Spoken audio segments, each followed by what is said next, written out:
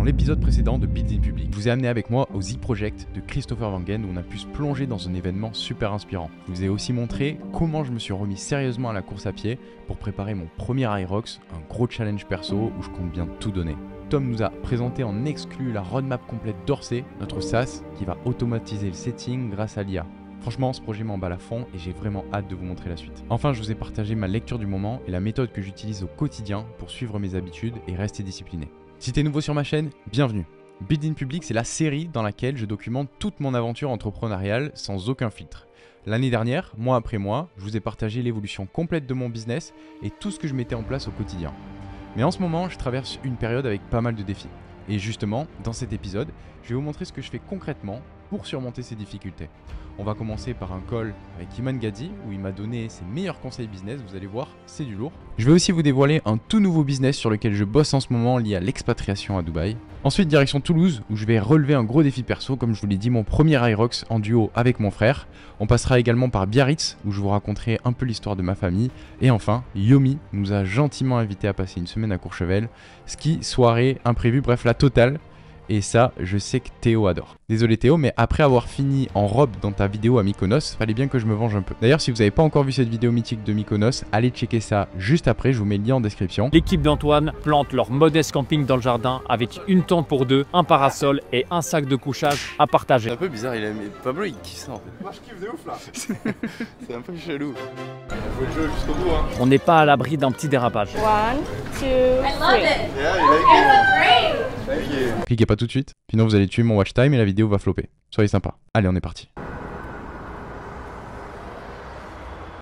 C'est enregistrement mon père, quand même. Faut que je fasse le paiement. Hop là. Ok les amis, on est dans le van. Honnêtement, on est complètement à la bourre. Il est 9h30, hein, la fin du dépôt de bagages était à 10h.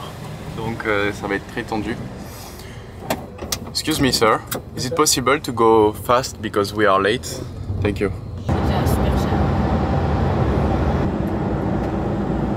Alors c'est quoi ton ressenti de rentrer en France? Mais je pense que ça va être très chouette, par contre ça va pas être la même température. Ouais. Il va faire un petit peu froid je pense. Il va faire un petit peu froid, ça va être moins fun, mais ça fait plaisir de rentrer voir la famille quand même. Voir la famille. C'est là, à gauche. On a réussi. On a réussi. Oui. Attends, c'est pas fini, hein. 44. C'est quoi le problème là? Les sièges, on a été modifié de sièges, du coup j'essaie qu'on ait. J'essaie de faire en sorte qu'on soit à côté et qu'on ait des sièges où il y a de l'espace au niveau des issues de secours. I'm also a small vlogger, but I have only 1,500 subscribers. Nice. How many you have, sir? I have 85,000 at the moment. Oh, very good, very good. Yeah. So you do flights regularly, or? It's this one. I do like business topics usually. Okay. Yeah. Anyway, I will follow, then I will wait for the video. Ok, thank you. Alors ça c'est quand même une chance de vivre à Dubaï parce que franchement ça nous a pris quoi 10 minutes du moment où même pas. Entre 5 et 10 minutes du moment où on a déposé les bagages jusqu'au moment où on va arriver à la porte. Parce qu'en fait même sur les filtres de sécurité, on n'a pas besoin de sortir la tablette, l'ordi, le truc, le machin. On pose le sac et voilà, c'est tout. Ah ouais, c'est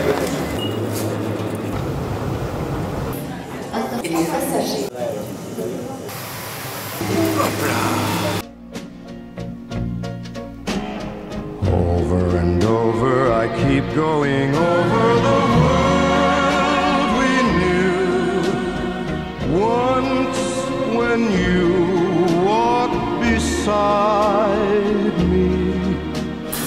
Alors petite anecdote assez incroyable, c'est la deuxième fois d'affilée que qu'on est les premiers à recevoir nos valises. Quand je voyage tout seul, je suis toujours dans les derniers. Et quand je voyage avec elle, je suis toujours dans les premiers. Allez savoir pourquoi.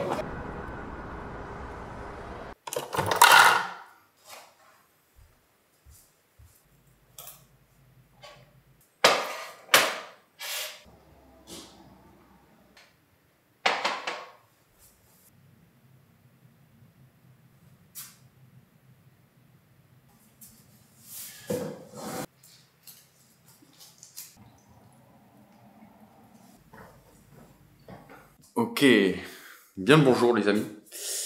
Ça fait... Il est quelle heure là? Je crois qu'il est, 14h30. 14h30. Et ça fait bien, quoi, je me suis levé à 5h15, j'ai dû me mettre au travail à 5h30. Donc ça fait 9h quand même. Je suis assis à cet endroit. Alors en ce moment c'est assez intense parce que j'ai beaucoup de choses et beaucoup de nouveautés. Et moi quand j'ai de la nouveauté je suis hyper excité, j'ai du mal à dormir et j'ai envie de travailler, de construire des choses. C'est je pense que je préfère le plus dans le business quand je peux vraiment m'enfermer sur des trucs que je kiffe et travailler en mode de flow, je vois pas le temps qui passe, je suis immergé dans ce que je fais et je construis. Maintenant je vais aller m'entraîner un petit peu parce que faut faire un peu de sport aussi, hein.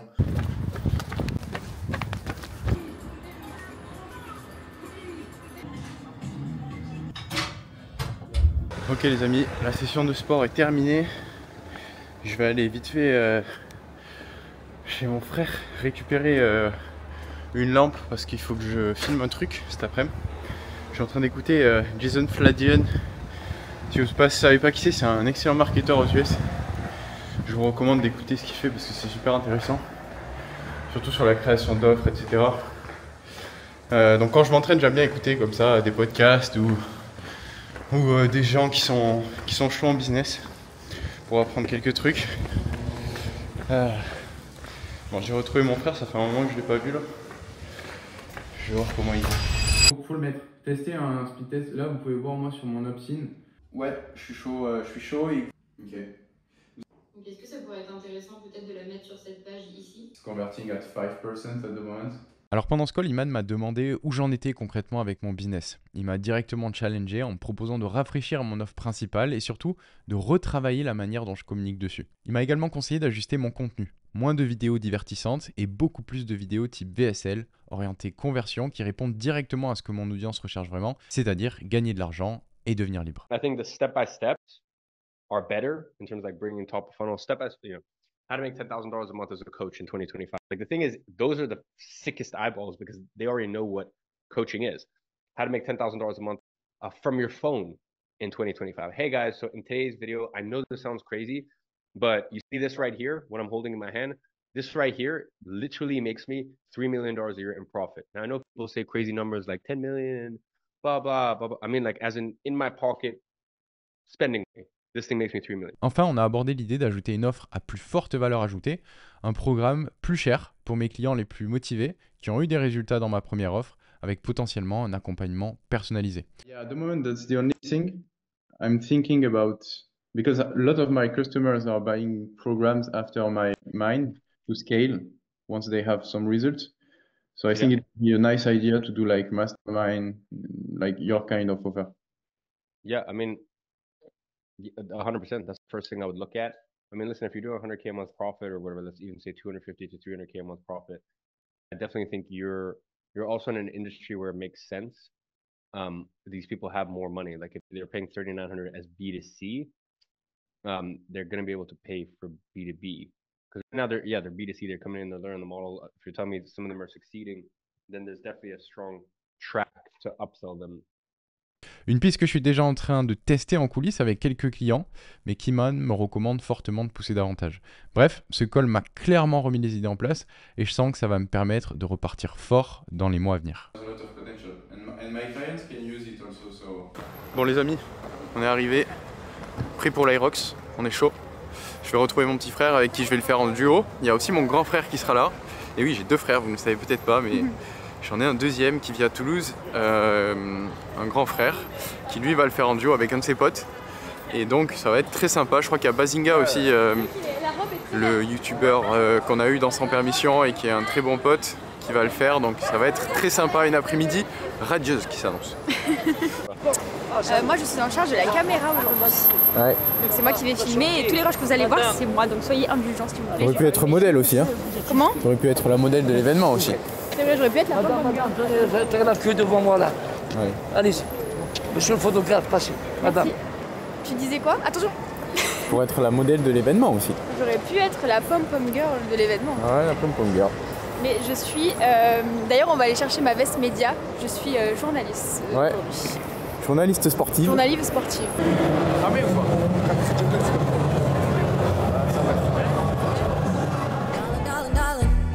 It's no need to worry. It's just a couple things. On my brain. If it's you another, there's no need to worry. Cause I can sleep between. I'm a third wheeler. I'm a side better. I'm a homewrecker.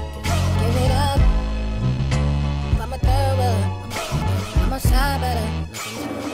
Objectif, non, une 10, sub une 10. Une 10 Ouais, sub une 10. Ça fait combien en kilomètre? Oh, si vous êtes à 4,45, ça fait large.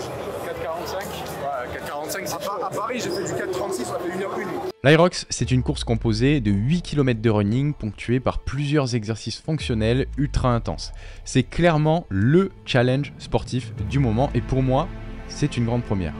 Je vais donc le faire en duo avec mon petit frère, on court ensemble les 8 km, mais on peut se partager librement les exercices et ça, c'est plutôt cool. Alors si je suis vraiment honnête avec vous, à quelques minutes du départ, pendant que je m'échauffais, je sentais la pression monter comme rarement avant une compétition.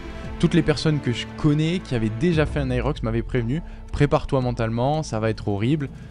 Du coup, entre excitation et appréhension, je savais plus trop comment me positionner.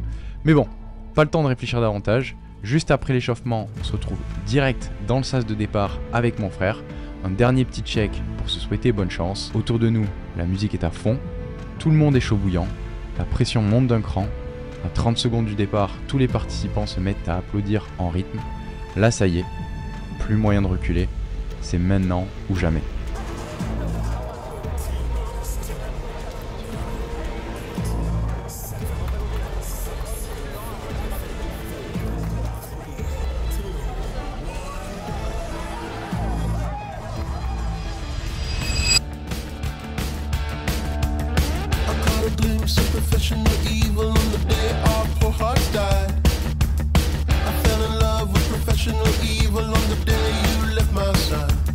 I see tons of people looking lost and lethal, and I think we're all the same.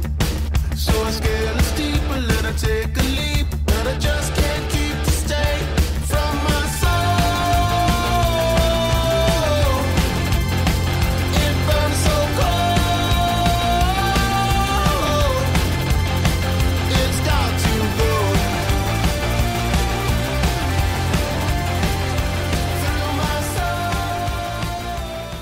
C'était trop bien, super expérience. Je pense que je vais essayer de faire celui de Sharjah si je peux. Et voilà, mais en tout cas, franchement, c'est trop bien. Si vous avez l'occasion, n'hésitez pas à tester. Allez.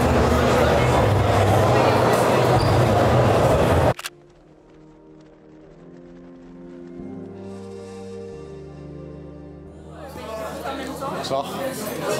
Bon les amis, on est allé manger dans un restaurant. Ça s'appelle le Tommy's. C'était un restaurant où j'allais souvent quand j'étais petit parce qu'il était juste à côté d'un cinéma. Et c'est un peu ambiance américaine.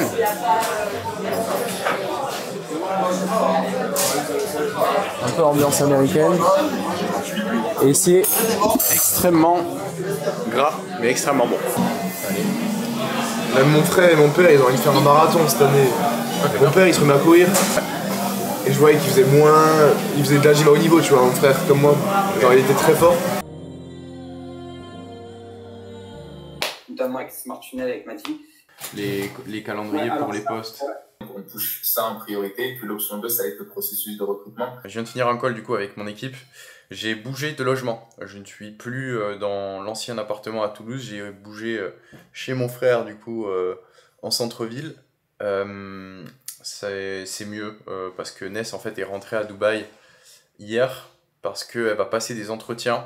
Elle va potentiellement bosser à Dubaï, chercher du travail et du coup là elle va passer des entretiens. On va voir comment ça va se passer. Donc je me suis dit, plutôt que de rester solo comme un con, autant que j'aille avec mon frère et qu'on bosse ensemble. Lui, il est juste derrière, il bosse là. Moi, j'ai, pareil, ma petite station ici. Donc, franchement, on est bien. Sur l'année 2024, j'ai accompagné plus de 1200 personnes dans ma formation. Donc, j'ai réussi à trouver pas mal de clients. Et maintenant, j'ai envie de dire que trouver plus de clients, ça va demander plus d'efforts, de ressources, ça va être plus difficile que de faire en sorte que chaque client ait plus de valeur. Et donc, pour la mise en place de la nouvelle offre, ce que je fais un petit peu différemment, c'est que je réfléchis à quels sont les problèmes qu'on peut résoudre. Donc, en l'occurrence, là, c'est des gens qui font 10 cas par mois qui aimeraient passer à 100 cas par mois. Donc qu'est-ce qu'on peut mettre en place pour les aider? Quelle est l'offre? Mais en plus de ça, derrière, une fois qu'on gagne plus de revenus, les nouveaux problèmes qu'on va avoir, ça va être, je sais pas, comment est-ce que je peux payer moins d'argent en taxes? Comment est-ce que je peux réussir à automatiser un maximum de choses pour pas avoir trop d'humains dans mon business? Et donc, je réfléchis à toutes les choses qu'on pourrait mettre en place pour eux pour justement maximiser la valeur à vie. Et en l'occurrence, je suis en train de travailler sur une offre d'expatriation à Dubaï, donc pour des entrepreneurs en France qui aimeraient payer moins de taxes. Voilà, je suis en train de mettre en place quelque chose à ce niveau-là parce que je pense que c'est un vrai besoin. En tout cas, là, juste les 3 personnes qu'on accompagne ont besoin d'informations et de renseignements. Il y a beaucoup de personnes aussi qui avaient réussi dans ma première formation que j'ai mis en relation avec des gens pour qu'ils puissent avoir leur création de société toute faite. Et je me dis que, étant donné que c'est un besoin des clients que j'ai actuellement, autant que je réponde à ce besoin, moi, plutôt que de passer par un tiers. Donc voilà, c'est un petit peu la réflexion du jour. On va manger un truc, un petit coup avec mon frérot là. Voilà. Qu'est-ce qu'on a au menu, chef Custo? Alors là, c'est très simple aujourd'hui. Hein. Pâtes, steak, mais parmesan, hein, obligé. Voilà, obligé parmesan, sinon on n'est pas c'est dégueulasse. C'est dégueulasse, c'est dégueulasse. Voilà. On mange et on se remet au travail.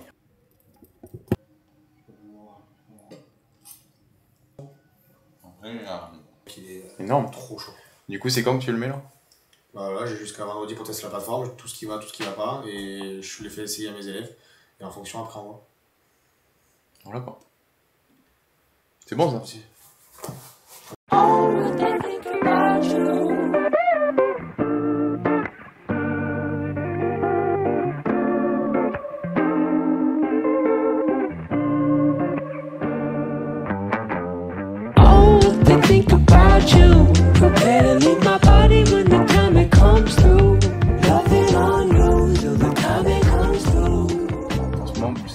Beaucoup de nouveaux projets qui sont en cours, je suis super excité, je travaille beaucoup et l'une des leçons que j'ai retenues de l'année 2024, c'est que c'est hyper important de bien s'entourer.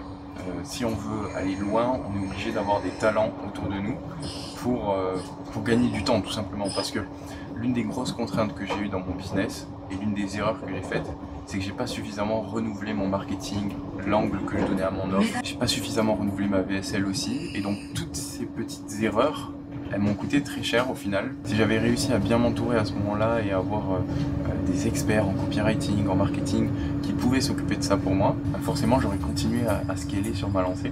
Et je me suis un petit peu reposé sur mes acquis, je pense. Donc là, je veux pas refaire la même erreur pour les offres que je lance. Je veux trouver des machines de guerre en marketing qui puissent gérer, quitte à bien les incentiver en prenant une partie des profits. Moi, j'ai aucun problème avec ça. Mais il me faut des talents bruts puisse gérer la machine pour moi, pour que je me concentre sur ma zone de génie, qui est, je pense, la création de contenu et la stratégie, la vision. Donc voilà, c'est un petit peu les updates. J'ai plusieurs calls qui sont planifiés du coup avec différentes personnes pour m'aider à ce niveau-là. Donc nous, notre constat de base, ça fait 3 ans qu'on existe bientôt. Nous, notre constat de base, c'est qu'aujourd'hui, la majorité ont échangé autour de leurs problématiques communes et de leurs intérêts communs. Faudrait qu'on définisse les modalités, je sais pas comment est-ce que vous voudriez fonctionner. Moi je suis aussi en échange avec plusieurs autres agences marketing potentiellement. Il y a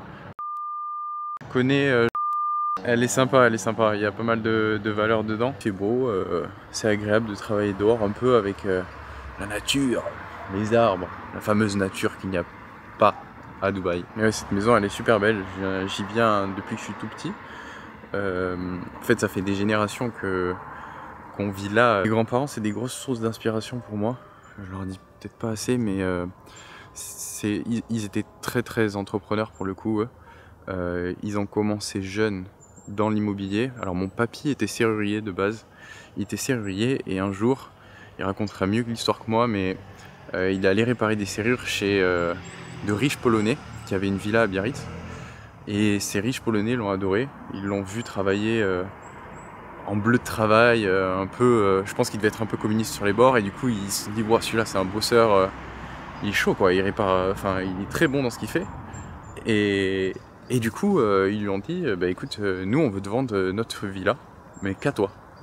il y a eu plein d'acheteurs qui voulaient potentiellement prendre cette villa, mais ils leur ont dit non, ce qu'on va faire c'est qu'on va aller voir une banque, ils vont te prêter de l'argent et tu vas acheter notre villa. Et donc c'est comme ça qu'il a commencé dans l'immobilier.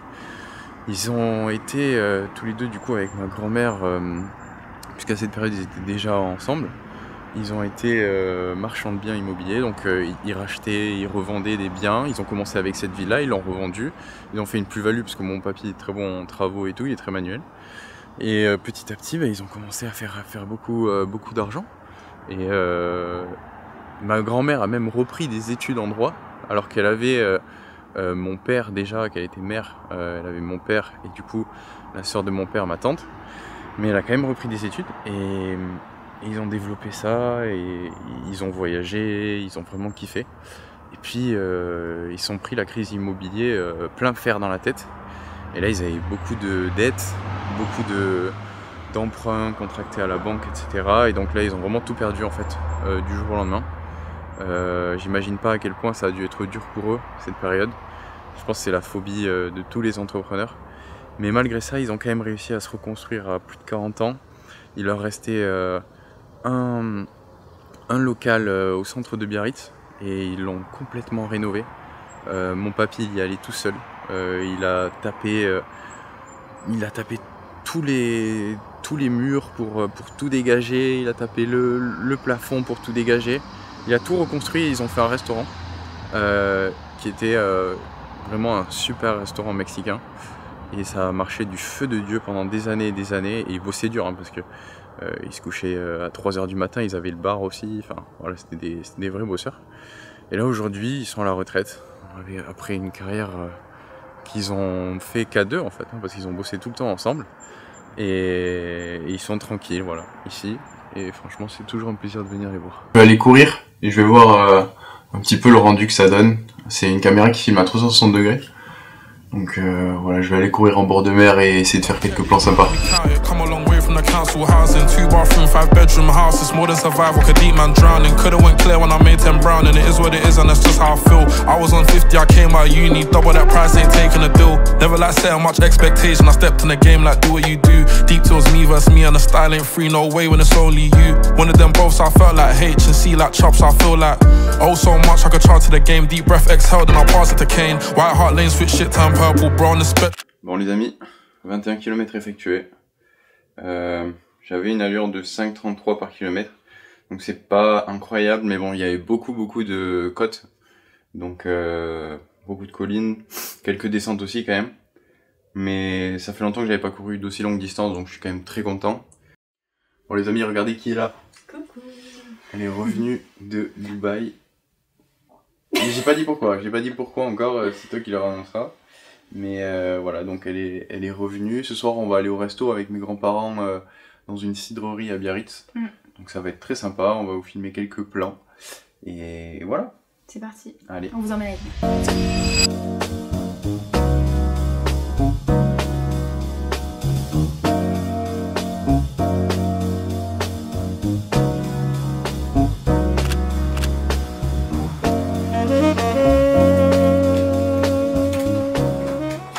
Bon les amis, on vient juste d'arriver à l'aéroport. On va prendre le vol pour Genève, puisque on part au ski. On part au ski avec Yomi, avec tout le groupe de potes, donc ça va être trop bien. C'est la première fois que Ness va faire du ski. Skier, première fois. Je pense qu'il va y avoir un petit bêtisier à la fin de cette vidéo. Attends, redis. Je pense qu'il va y avoir un petit bêtisier à la fin de cette vidéo avec toutes les chutes qu'on va prendre. Ouais, il va y en avoir pas mal. Moi je suis loin d'être un expert aussi, j'ai dû skier 5-6 fois dans ma vie. Et on a la bonne idée de partir quasiment qu'avec des Suisses qui eux skient tous les week-ends, font des hors-pistes, font de l'héliski. C'est le sport national quoi. Donc voilà, ça va être sympa et bien sûr on va vous filmer ces vacances.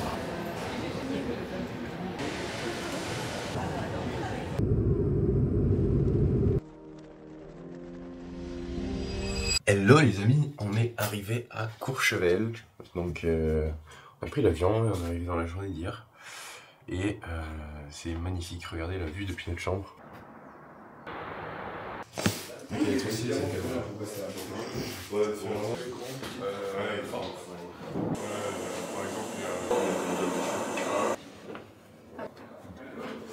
Alors ce qui est trop bien ici, c'est qu'on a une salle exprès pour mettre les affaires de ski. Donc le soir, on peut mettre tous les skis ici, toutes les chaussures de ski juste là. Il est super celui-ci. Vous aimez bien Ouais, il est vraiment, c'est exactement ce que je recherchais. Ouais, bah, parfait.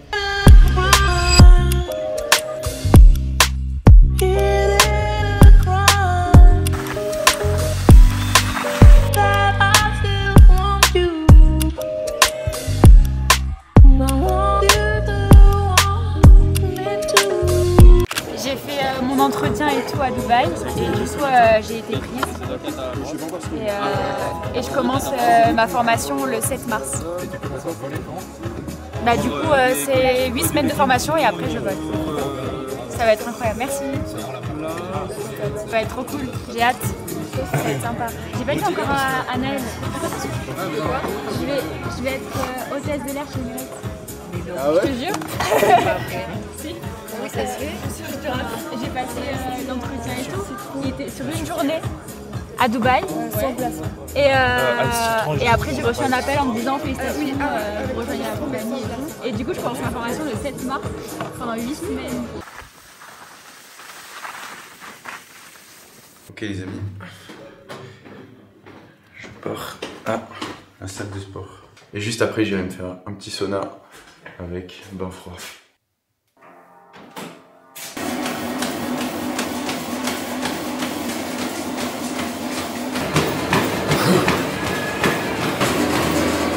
Je viens juste de finir la course à pied et maintenant je vais aller me faire un petit sauna. Il y a un Théorizzi sauvage juste là dans le jacuzzi. Et j'ai préchauffé là mon pote, il est à 110 je crois. Ah ouais? Ah il est chaud. T'es allé dedans déjà? Ouais j'ai déjà fait une petite séance là. Je vais faire un deuxième round après. Bon moi j'y vais maintenant. Alright. Donc là il y a un sauna, juste ici. À côté il y a un hammam. Et après il y a de quoi faire jacuzzi et bain froid aussi.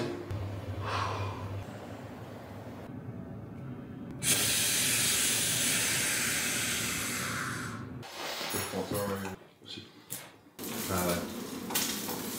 Je sais pas, mais c'est quoi ce planning? J'ai vu 9 heures.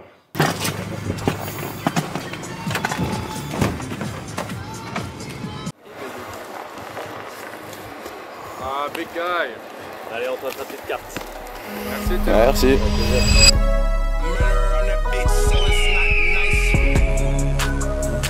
For this life I cannot change. In the hills, deep off in the main. Eminem, sweet like candy cane. Drop the top, pop it, let it bang. Yeah, buddy. For this life I cannot change. In the hills, deep off in the main. Eminem, sweet like candy cane. Drop the top, pop it, let it bang. On est là-dedans ou dans l'autre? On repartait en ski. On prend les chaussures du coup? Ah ouais. Pour notre dernier après-midi, on se retrouve au mythique Cap Horn à Courchevel. Pour ceux qui connaissent pas, c'est clairement l'endroit incontournable si tu veux faire la fête après une grosse journée de ski. En gros, c'est un resto-bar en altitude, ultra réputé pour ses grosses ambiances avec DJ set, champagne qui coule à flot, gens qui dansent sur les tables en combi de ski, bref, tu vois l'ambiance.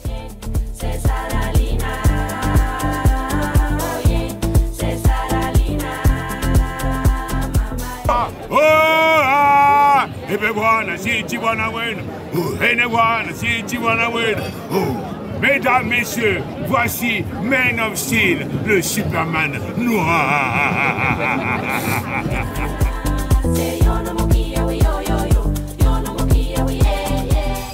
Et voilà, c'est déjà la fin du 16e épisode de ma série Build-in Public. Si vous avez kiffé la vidéo, pensez à vous abonner et à activer la cloche pour les notifications parce que dans le prochain épisode, il va se passer des trucs assez dingues. Je retourne à Paris où je vais vivre pour la toute première fois une expérience qui me plongera dans un état modifié de conscience. Je vous révélerai également le projet secret sur lequel je bosse chaque jour en coulisses. Et bien sûr, retour à Dubaï, ma ville de cœur, pour fêter comme il se doit l'anniversaire de Ness. Bref, le prochain épisode s'annonce chargé, donc restez connectés. À la prochaine les gars.